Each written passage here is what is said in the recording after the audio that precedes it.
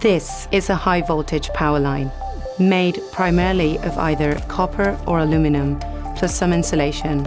It's used to move electricity across long distances.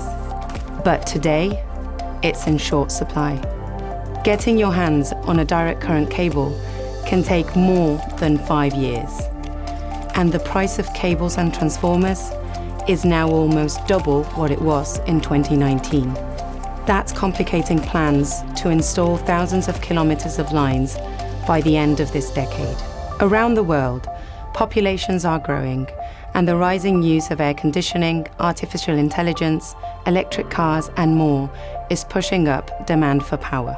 Global investment in power transmission grew by 10% in 2023 to reach $140 billion. But to meet rising electricity demand, it needs to reach more than $200 billion a year by the mid-2030s.